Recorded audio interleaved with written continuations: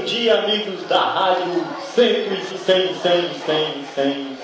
Do Crais, queridazinho. Hoje começamos com o programa Jovens da Terceira Idade.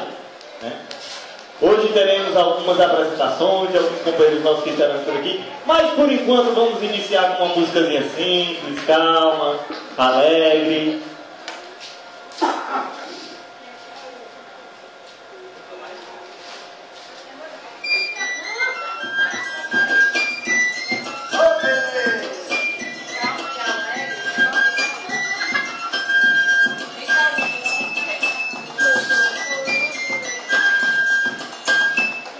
Bom dia, ouvintes da nossa rádio. Chamaremos agora para cantar Casa e Comida, de Núbia Lafayette, nossa amiga e companheira Juraci.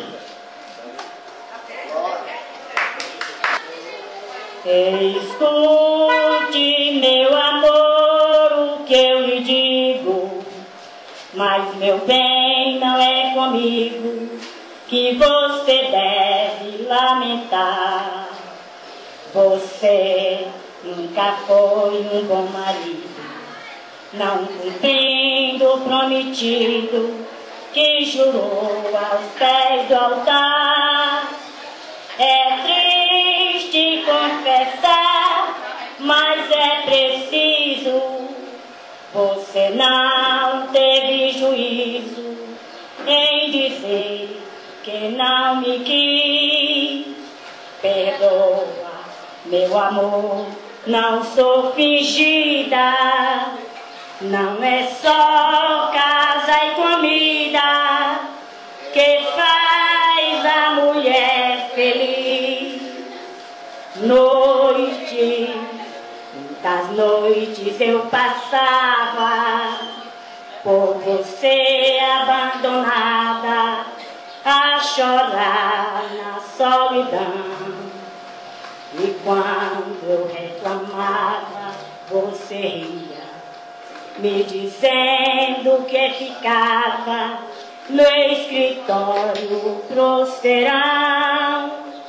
Agora você tenha paciência, eu lhe peço por clemência, deixe em paz meu coração. Repito o que todo mundo diz, não é só casa e comida que faz a mulher feliz. Muitas noites eu passava por você abandonada, a chorar na solidão. E quando eu reclamava, você ia, me dizendo que ficava no escritório prosterão. Agora você tenha paciência, eu lhe peço por clemência, deixe em paz meu coração.